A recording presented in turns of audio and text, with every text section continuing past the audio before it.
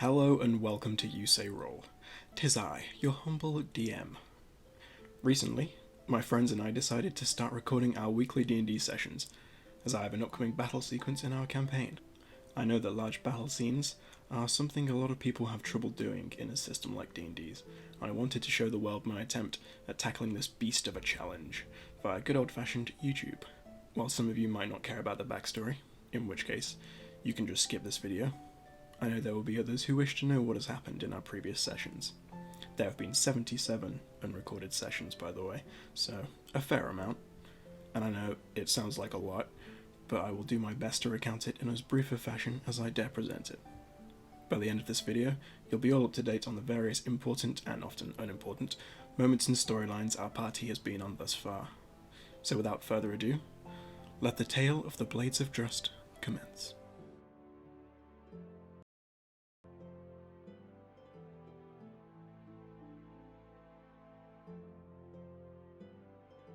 Our story takes place in Faerun, along the Sword Coast, beginning in the humble town of Tribor. It was here, in a simple tavern, that our party met for the first time. This included Dalar, the drow rogue, Reed, the halfling bard, Rogar, the dragonborn sorcerer, Shan, the half-elf monk, Tristan, the human paladin, and Ulfgar, the dwarven fighter. Their first task involved investigating a series of disappearances in the town, with their search eventually leading them down into the sewers, where they faced off against and defeated a werewolf. Among the survivors of those the werewolf had taken, they found a member of the Zentarim, a criminal organisation with sects all across the coast. Though the man tried to offer the party a reward, they instead interrogated him, eventually learning of a heist the Zentarim had planned in Amphail, and thus, after handing him over to the town guard, the party set off towards Amphail, in the hopes of stopping the heist before it can begin. Taking the long road south, the party travelled with a troop of entertainers, led by a halfling named Seamus and his family. Along the way, the party got to know the various members of the troop, before one day, one of Seamus's children fell ill. When Tristan tried to cure the disease, he heard the cackling voice of a hag summoning him into the nearby woods, offering a bargain for the young halfling's life. The party set out in search of the hag, battling a horde of swamp zombies along the way. Speaking with the hag one by one, eventually she comes to Ulfgar, who makes a deal with her, giving himself up in exchange for the halfling's life. Once done, Reed then puts Ulfgar to sleep before the party charge in and finish off the hag. They then return to the travelling troop triumphant.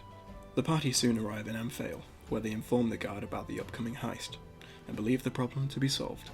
Later, they stop by a tavern for the evening, and see the guard who they spoke to earlier come and go. They are then ambushed by the patrons of the tavern, who are all members of the Zentarim. After a fight, the party chase the thugs down into the basement, where they meet with the leader of the operation. He challenges one of them to a duel, and Tristan accepts, almost killing the captain in one blow, with a natural 20 empowered by Divine Smite. The captain sets his minions on the party, using them as a distraction in order to escape. The party deal with the Zentarim minions before the city guard arrive. Speaking with the guard, the party decide to work with them and find the escaped captain. While some members of the party interrogate the prisoners, and others follow trails leading from the tavern, they all eventually come to the same conclusion, discovering an abandoned manor on the outskirts of town, and after a fight, they capture the bandit leader and bring him into the guard. As thanks, they are offered a chance to join the Lord's Alliance, though to do so, they must head down to Waterdeep, and thus the party heads south once again. Along the way, they are ambushed by orcs, though they are saved by members of an organisation known as the Emerald Enclave. They explain that the orcs have recently allied themselves with a tribe of hill giants, and that the alliance threatens the land. The party agree to help, though the enemy attack first. It is a tough fight, and at length the party are forced to flee into the mountains, though a landslide splits them up. Eventually they regroup, before coming up with a plan to put an end to the alliance of orc and giant. Reed infiltrates the enemy under the guise of a small orc, poisoning the hill giant chieftain. They then release a landslide, covering most of their enemies in stone, before cleaning up the rest. They are thanked by the Emerald Enclave, and offered a position in their organisation, though again, if they wish to join, they must go to Waterdeep.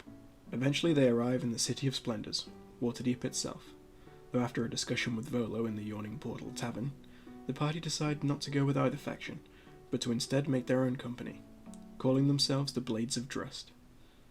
They then meet with Emeric Raventree, a nobleman in Waterdeep whose house is in decline, after the recent attacks on his shipments.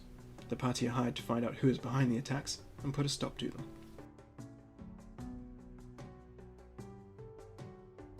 They begin by searching the docks, staging an ambush that night to catch the thieves in the act.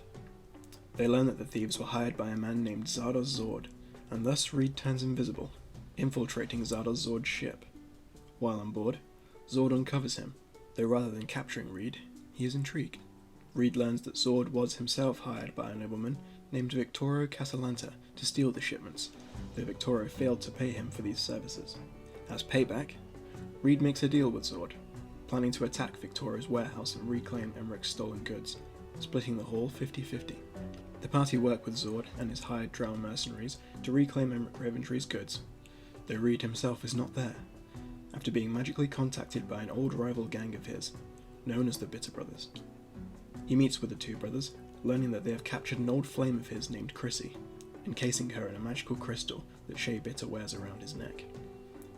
Long ago, Reed and Chrissy tried to sell the two brothers an item known as the Stone of Galore, a magical stone which is said to lead to a secret vault within the city of Waterdeep.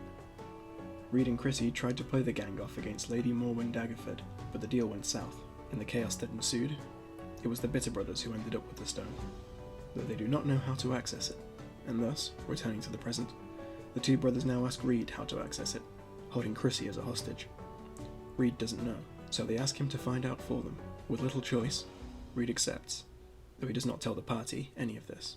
Once Reed has regrouped with the party, they all tell Emeric the good news about his missing goods, though they still don't have enough proof to bring down Emeric's rival, Victoro. In payment for their services, without much gold to give them, Emeric gifts the party a tavern in the city, which becomes their new and future home. After a few days of settling in, they learn that Victoro is entering into a high-stakes poker game, and Reed joins the game in order to find out what he is up to and to win some money. The game is close, but Reed is victorious in the end, and the party return home triumphant, only for Reed to be stabbed through the heart that night as he sleeps, almost killed outright by a tiefling assassin. The party spring into action and save Reed, capturing the assassin, though he teleports away before they can learn anything from him. Angry after the attack, and the news that the money Reed won has been stolen from the bank, the party investigate the Casalanta villa, sending in Reed while invisible. He uncovers cultist robes and a book of Victoro's deeds, learning that he is a follower of Asmodeus, the Devil Lord of the Nine Hells. He also learns that Victoro has set sail, heading for the Isle of Hellmouth, where he plans to complete a ritual with all the gold he has amassed.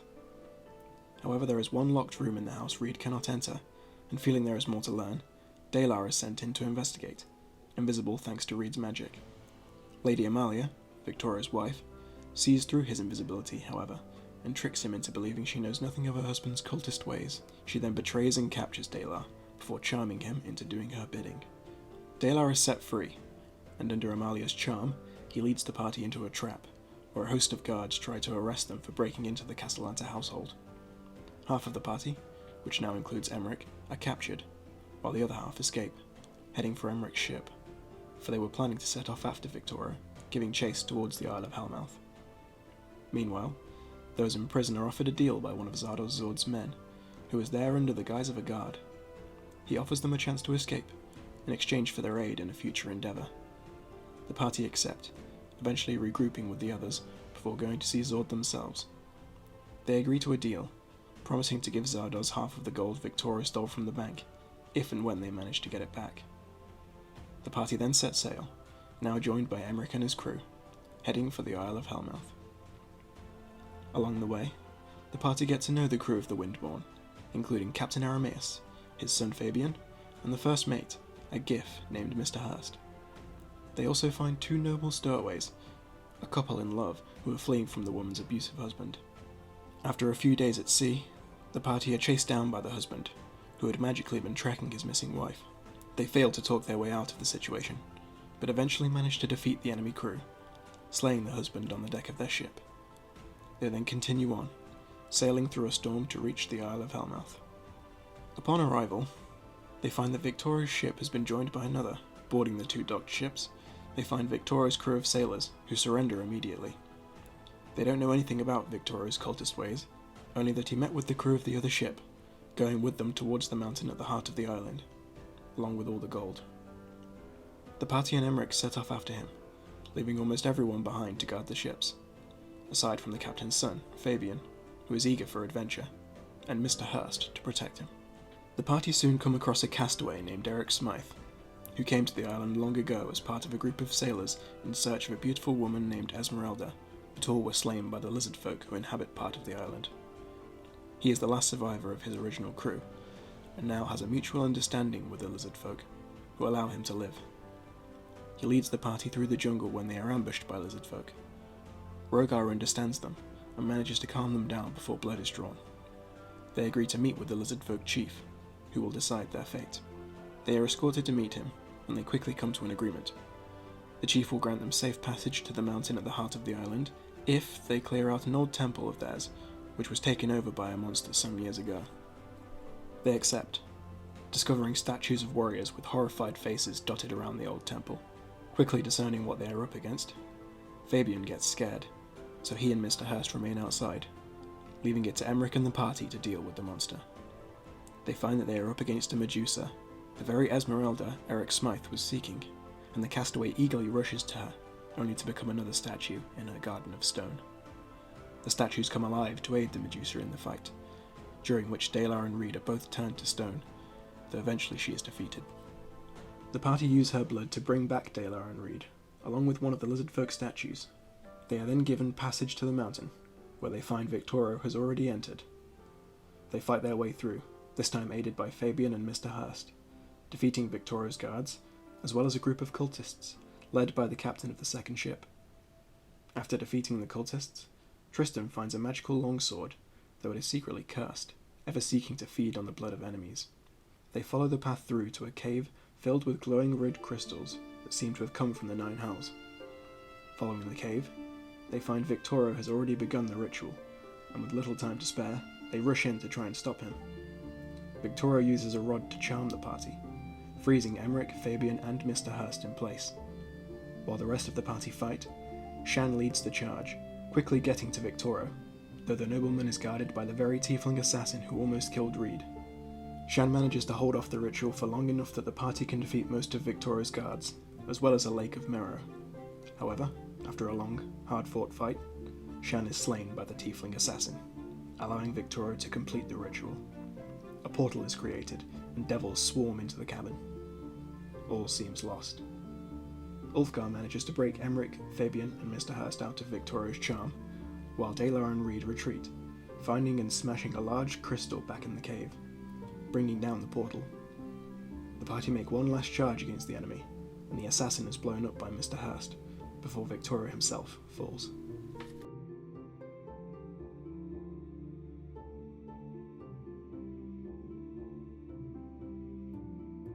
The party recover the body of their fallen comrade, bringing Shan home with them, along with all the loot.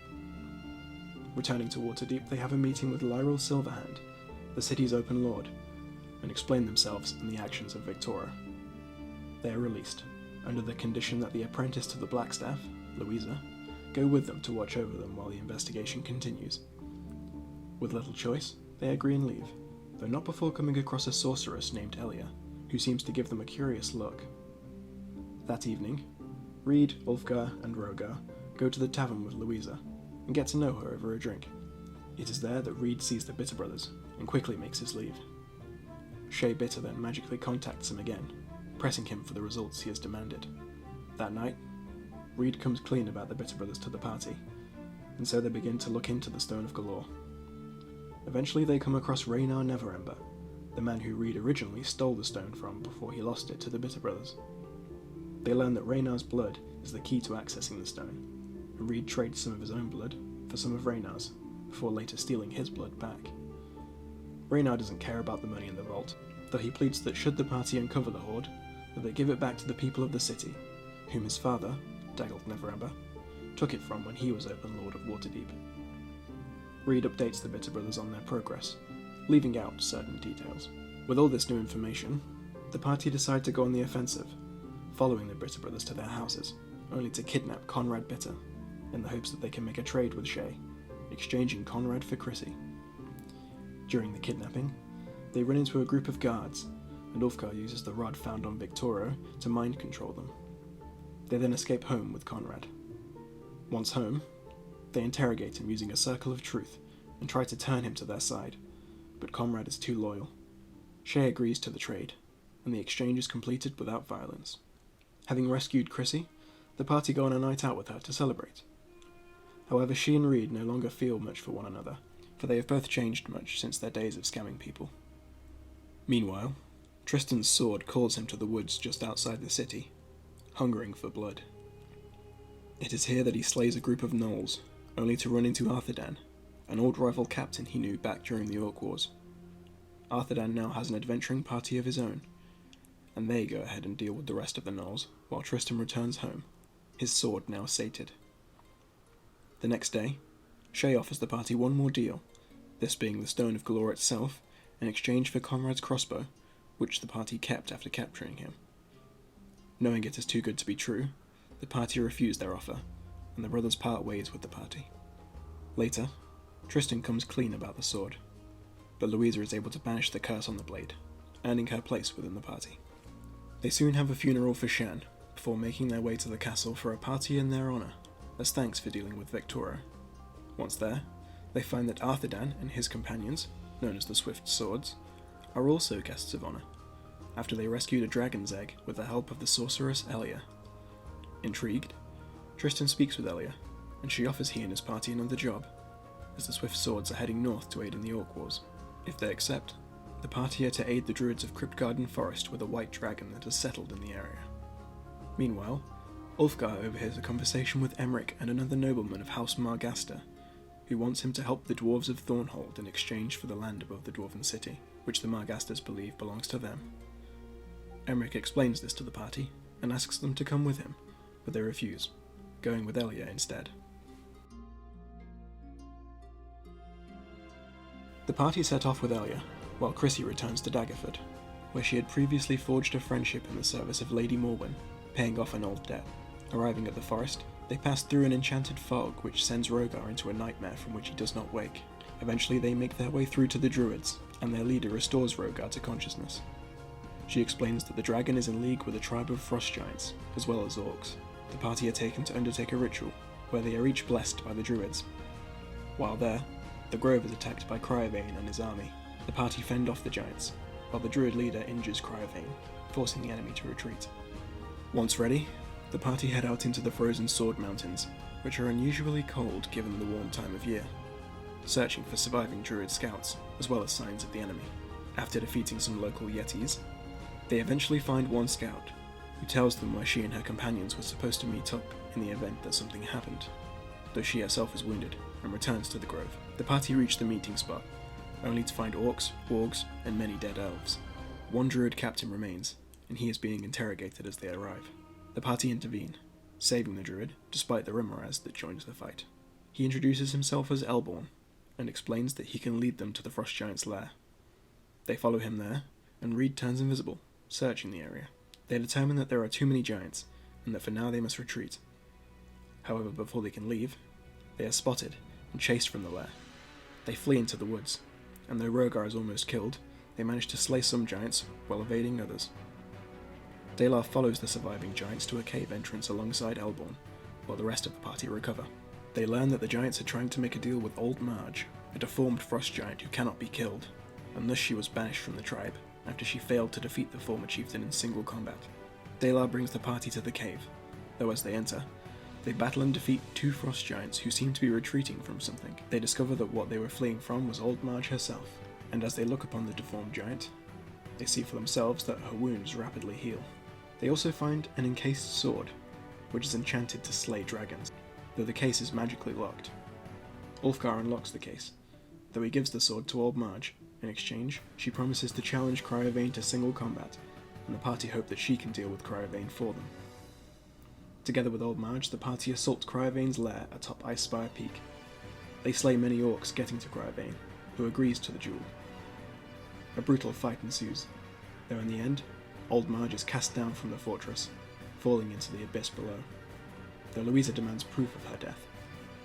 In his rage, Cryovane flies down to prove her right, though he orders his army to kill the party anyway. The party try to retreat, only to end up trapped in the gatehouse, holding back orcs and giants. Cryovane eventually joins the fight, and Elia is slain, only to mysteriously return to life. Just as Cryovane is about to blast Rogar out of the sky, Louisa deals the killing blow with a fireball. They then loot his hoard, finding many useful items, including a black box bearing the mark of a lich known as the Shadow King. It is here that a troop of blue-scaled dragonborn suddenly appear, led by Tahun, Rogar's long-lost father. He asks that Rogar return home to Draconia to aid the family, and Rogar agrees, leaving the party behind. Rogar arrives in Draconia to find he is part of a wealthy and powerful house in the floating city. However, he also learns that they practice slavery, enslaving the Dragonborn without tails, seeing them as lesser beings, as they are not pure-blooded Draconians. He speaks with some of the slaves of the household, who seem well kept and treated, though they are reluctant to answer many questions. Rogar then goes on a wyvern flight with Rhiannon, seeing the entire city, before he is called into action by his father. Along with a small team, he goes to defeat a cloud giant who has been stealing riches from his family. Rogar flies up to the fortress in the clouds and slays the giant, only to find the giant's wife and son further inside. Rogar tries to plead for their lives but fails, and he is forced to watch as they too are slain. Feeling guilty afterwards, Rogar still agrees to undergo a transformation that will make him youthful again, one that all his family members have seemingly undergone. However, it is a trap, and Tahun, Rogar's father, tricks Rogar into giving up his draconic ancestry powers, taking them for his own. Rogar is then thrown in a cell, utterly powerless. Meanwhile, the rest of the party return to the Druids of Cryptgarden Forest, their quest to slay the dragon now complete. However, upon returning to Waterdeep, they find that violence is breaking out in the streets, as gangs battle one another. One of these gangs, led by their old friend Zardoz Zord, contacts the party, and explains that each gang previously held one of 3 keys to the Vault of Dragons, the very vault that the Stone of Galore supposedly led to. Zardoz hires the party to find out who stole the keys, offering a handsome reward for each key they return to him. The party accept, though one of Zardoz Zord's agents, a drow named Convor, goes with them. Together they follow some tracks from the site of Zardoz Zord's beach submarine to the yawning portal, where they hear of 2 men who eagerly rush down into Undermountain, a series of passages and chambers beneath the city, which can be accessed by a well within the tavern. The party give chase, discovering traps, oddities, and a group of Xanathar Guild goblins along their travels. While in Undermountain, Reed messages Rogar and learns of what happened to him, promising to come and rescue him when they can. The party eventually find a group called the Undertakers, and amongst this group they find the Bitter Brothers themselves.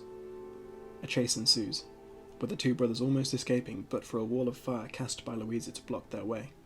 On their persons, the party find the Stone of Galore, the Pocket Dimension Amulet that once held Chrissy, and the 3 stolen keys, everything they need to access the vault. However, they do the right thing, handing the Bitter Brothers over to the authorities, while Tristan slyly hands off 2 of the 3 keys to Mert de la Salle, a Harper agent and ally of theirs in the castle. Handing the last key back to Convor, Sword's agent, Reed tries to steal it back at the last, but is caught in the act, and is forced to leave it be. Convor returns to Zord and explains the situation, revealing the party's betrayal of their original deal with him, so he is sent back to try and recover the last 2 keys if he can, and better yet, steal the Stone of Galore itself. The party, meanwhile, take a moment to relax, before Convor visits them, explaining Zardoz Zord's displeasure. He then waits for the party to leave before breaking into their office. Though there is no sign of the keys or the stone, he steals their gold instead. The party return to find this, and they set out in search of whoever robbed them. On the way, they find a bystander named Bella, who treats with Zardoz Zord on their behalf, for she is an old friend of his, and after much discussion, the party gives Zord the Stone of Galore in exchange for their gold. With everything said and done, Bella invites Reed back to her house, only to reveal herself to have been Convor all along. He tries to kill Reed, and would have been successful were it not for Louisa's suspicions, for she followed Reed to make sure nothing bad happened, and saves him just in time. The 2 of them capture Convor, but let him go in the end, putting all previous squabbles behind them.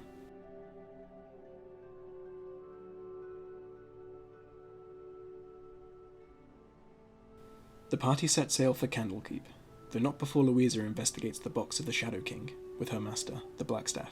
Inside, they discover a piece of a pocket dimension, exactly 1/5, though without the other 4 pieces, it cannot be accessed. Louisa leaves it with the black staff for safekeeping before returning to the party. Meanwhile, Tristan says farewell to Elia, who is leaving for the Shadowfell to find out why she is still alive, along with the Open Lord of Waterdeep, Lyral Silverhand. Once together, the party set out for Candlekeep, which is on the way south towards where they believe the lost city of Draconia lies. They sail with their old friends Arameus, Mr. Hurst, and Fabian, along with a new crewmate by the name of Salty Joe. The party have only been at sea a few days when they come across a small group of sea elves seeking aid. Taking them aboard, they learn that the elves are from the underwater settlement of Iuma Theashe, where the sea elves guard a portal to the elemental plane of water. Their enemies, the Sahagin, have infiltrated the settlement with a spy, someone high-ranking in the council, and the sea elf scouts are eager to return as quickly as possible to warn Lady Leviath, their ruler, of the immediate threat. Before the party get there, however, the ship is attacked by an assault of Sahagin, and together they all fight to defend the ship. Mr. Hurst gets one of his legs eaten by a shark, though he is able to drag himself back onto the ship, where he soon dies, though Tristan revives him.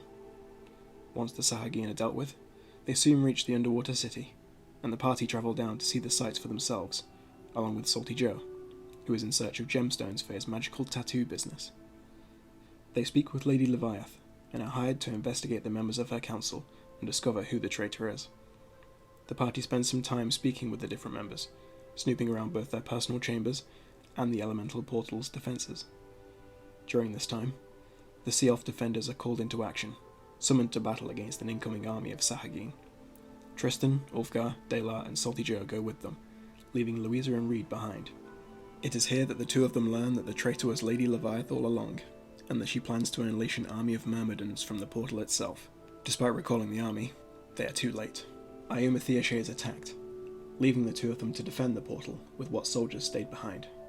Many sea elves fall, though they hold long enough for the rest of the party, along with the bulk of the army, to return and save the day. Lady Leviath is slain, and the party are given gemstones as a reward for their efforts.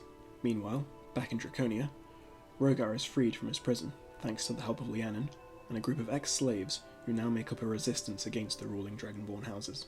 Rogar is escorted out of the city, and is taken to the Nalantha Isles, where the rebellion has set up its base.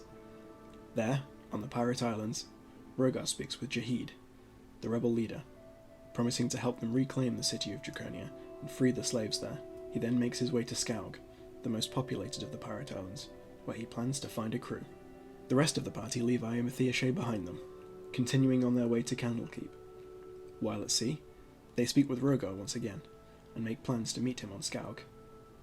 Reaching Candlekeep, they briefly stop off so that Louisa can access the teleportation circle there, before they set off for Skaug, eventually meeting up with Rogar. They celebrate with a night on the town, before heading to meet with Jahid the next day. The party meet with Jahid, and learn why he has taken up residence on the Nalantha Isles. He is seeking the lost pieces of 8, which when combined will create a dragon orb, a powerful artifact that can summon dragons. With it, they will be able to draw the dragons that protect Draconia away from the city, giving the rebels the opening they need to take it. They already have the first 2 pieces, found with a magical map stolen from Draconia. They ask the party to find the other 6 if they wish to help, and the party accept. Their first stop takes them to the island of an old crotchety mage named Pelath, who gives them his piece after a discussion, for he too wishes to see the slaves of Draconia freed. They then head to a cursed isle, where they uncover the next piece, as well as a group of Kraken priests that try to curse them, but are slain instead. They then make their way to the next piece, kept in a tower guarded by the cowled wizards of Arm. Louisa and Salty Joe enter to check things out, but are threatened by the Archmage, and so the party hastily leave without the piece. Their search for the next piece leads them to old dwarven ruins, where Ulfgar uncovers the hammer and armour of a long-dead member of Clan Battlehammer. A nearby plaque tells him to seek out anyone left from that bloodline, and return the hammer and armour. The party fight their way through troglodytes, trolls, and puzzles, eventually battling a beholder in its lair. The battle is difficult, with many almost being slain. Rogar receives a vision from Mystra during the battle, and temporarily gains his powers back, only to be killed by the beholder's death ray. Thankfully, Tristan revives him, and after defeating the beholder, the party collect their piece of 8, along with many rare and magical items made by someone called RJ. Moving on, they come to a Tetherian outpost, where Kalzan, one of the first Dragonborn slaves to escape from Draconia, was last heard from, after he went in search of the peace there. The party meet with the Tetherians that occupy the island under the guise of merchants, and they have a party with the guards, celebrating into the night. During the party, Reed and Dalar sneak off and find Kalzan in prison. He tells them that the peace lies in ruins beneath the fort, so the party head down to investigate. After dealing with traps and mechanical guardians, they uncover the peace before rescuing Kalzan, leaving without the need to fight the Tetherians. Their next stop brings them into contact with the flagship of the Black Skull clan, the most powerful pirate clan on the Nalantha Isles. Their plan of attack goes perfectly, and they tear through the ship, only for the captain and his piece of 8 to teleport back to their island. Upon arriving at the Black Skull Island, Reed and Dalar once again sneak in while invisible, and Reed uses Modify Memory to make the captain give up the peace, before they flee, bombarding the docks with the Black Skull's own flagship. Leaving the Black Skull fleet in ruins, they head back to face off against the cowled wizards. Reaching Ioma, they meet with the wizards in a tavern, and Louisa learns that their leader is a follower of the Shadow King. He begins the fight by dispelling the magic on Louisa's bracelet, breaking the spell that contained the Book of Vile Darkness, an evil artifact that she is charged with guarding and one day destroying. Louisa teleports away with the book, leaving the party to deal with the mages. The fight is tough, but the Archmage is slain, and thanks to Rogar in his Attack Titan form, they are able to flee from the rest. They reach out to Louisa, but fearing for the book, she returns to Waterdeep without them, now on her own path. The rest of the party return to Jahid and the Rebellion, now with all the pieces of 8 in their hands. They forge the Dragon Orb, but are set upon by the Draconian fleet. They sail out to meet the enemy, battling them at sea, though an attack force sent by Tarhan is able to capture the orb from under their noses, taking it back to Draconia. The battle looks dire for the rebels, before the sudden arrival of an ancient bronze dragon, which destroys the Draconian fleet. The dragon reveals himself to be Pelath, the old mage they met on their first island, promising to help the party deal with the Draconian issue in any way he can. Jahid comes up with a plan of attack, and the party are all sent in to infiltrate Draconia under cover of darkness, along with a handful of Dragonborn rebels, including a man named Gyampus Limpus Trocus. Once the party have the orb in their possession, the rebels' main army will attack. Undergoing the mission, the party are mostly successful, and manage to recover the orb, though as they leave, the floating city begins to vibrate as if an earthquake were happening. With the city collapsing, they are spotted, and a fight breaks out in the corridors, during which Tarhan, Rogar's father, tries to escape with the orb, but he is chased down by Rogar and Reed. Once captured, the party reverse the magic transference Tarhan used to steal Rogar's draconic ancestry powers, and Rogar regains his abilities, before brutally murdering his father. The party then make their way down towards the core of the floating island in search of what is causing the earthquake, only to find Lianon trying to bring the city crashing down. The party do battle against her and her stone golem minions, eventually stopping the attempt, though the city is still brought slowly down to earth, before settling in the ocean. They let Lianon go, before returning to see what happened. Back up top, they learn that during the battle for Draconia, Jahid raised the Dragon Orb amidst the chaos, and the Draconian nobles surrendered the city. Peace talks occurred during the aftermath, though it is unclear how long such a peace can last between the rebels and the lords, who now rule as equals thanks to Tristan's words. With Rogar's powers restored and the slaves freed, the party sail back to Waterdeep, taking Gyampus with them.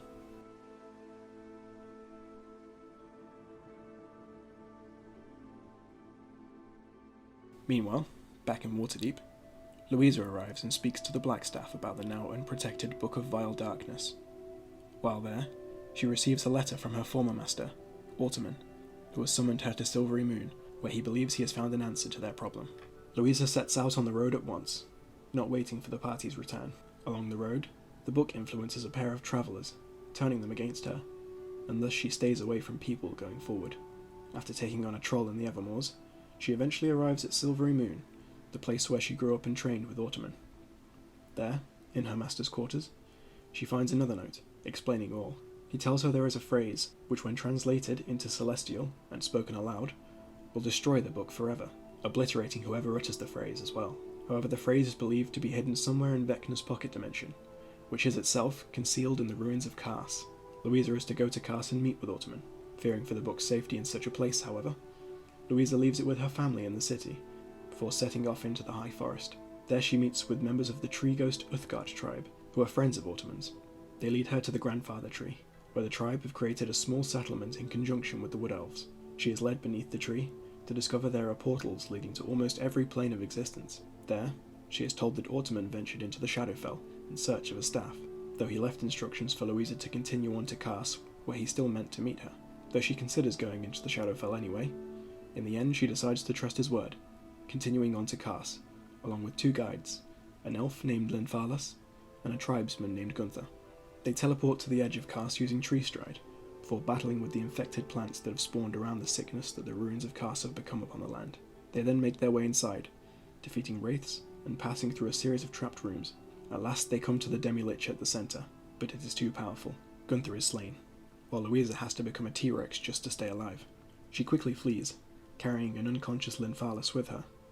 As she flees, she is surrounded by Rollo and his apprentices. Rollo, she learns, is a dark wizard who has been chasing Waterman, seeking the book for his own evil ends. He searches Louisa for the prize he seeks, but the book is not on her. As his men search the area for any allies she might have, Waterman arrives, quickly teleporting Linfalas and the 2 of them out of there, returning to Silvery Moon. Once there, they catch up, and he tells her that the pocket dimension, guarded by the demi-lich she encountered, is broken, and requires a single shard to fix it before they can enter to search for the phrase that will destroy the book. Louisa remembers the pocket dimension shard they took from the Bitter Brothers, realizing to her surprise that Reed coincidentally now holds the missing piece.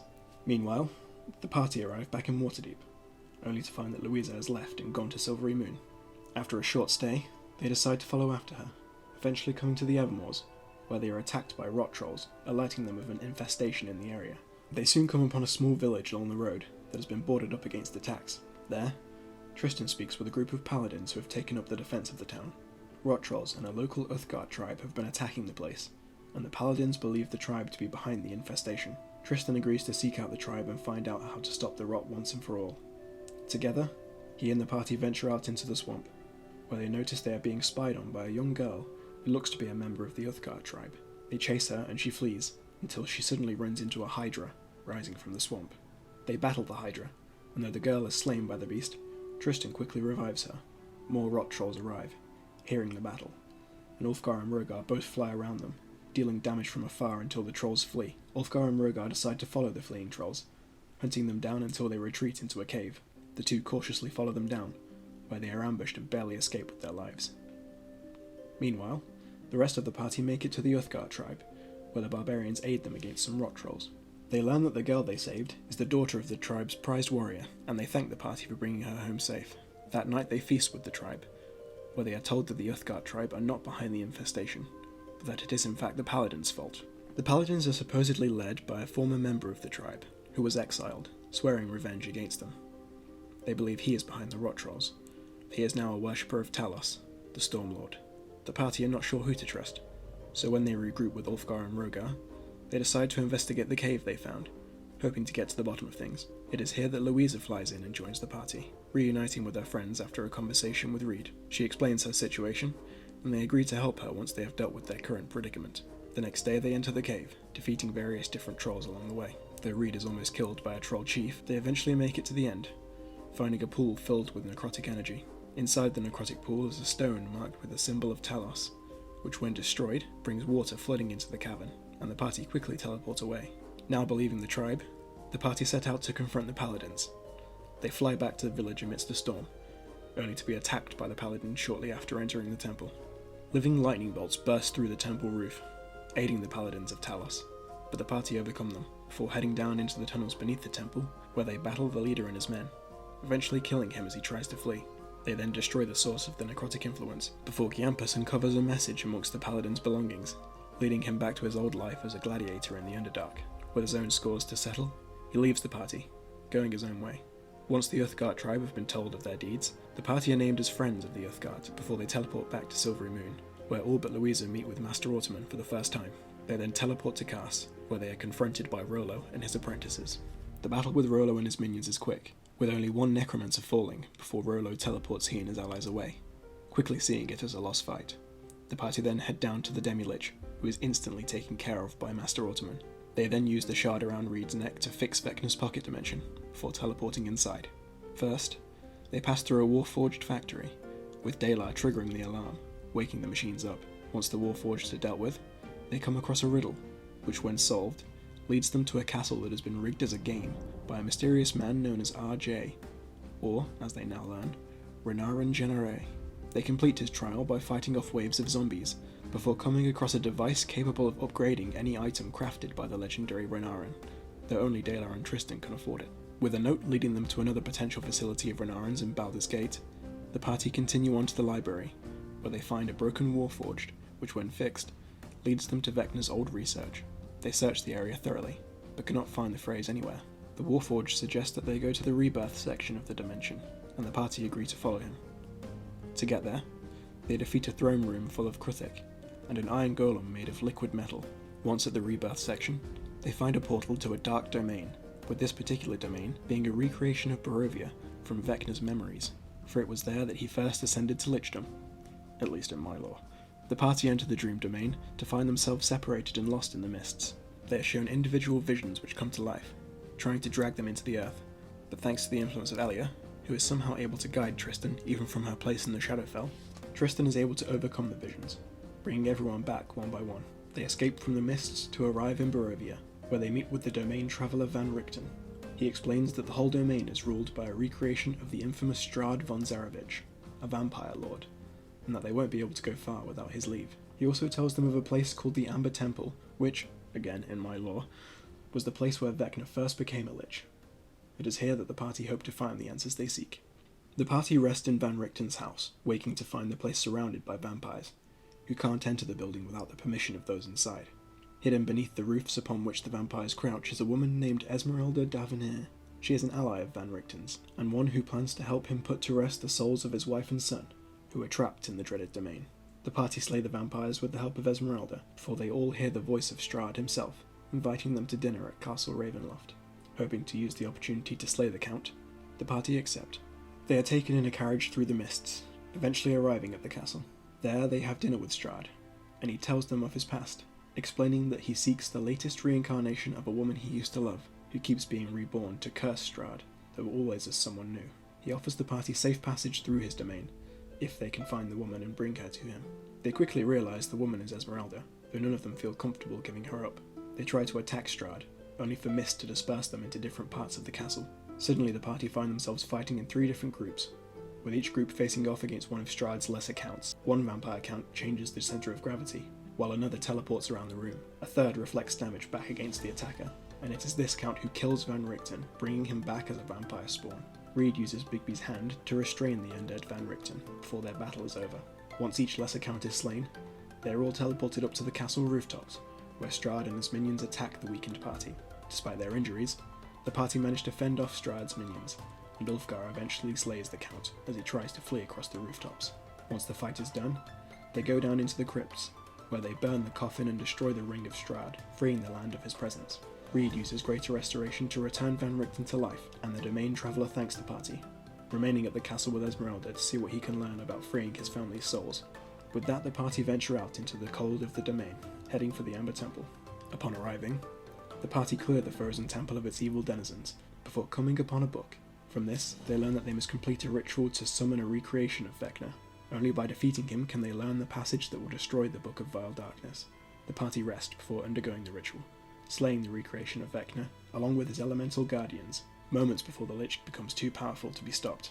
After the fight, Rollo and his apprentices suddenly arrive, attacking the party. During the battle, Master Autumn reads the passage, destroying himself and the book, before Louisa slays a hopeless Rollo. With the temple collapsing, the party teleport back to Waterdeep, where they get some much needed rest. After taking care of some admin, they plan to travel to Mithril Hall, where Ulfgar hopes to find the rightful owner of the hammer and armour he wields. And that is where our recorded episodes begin.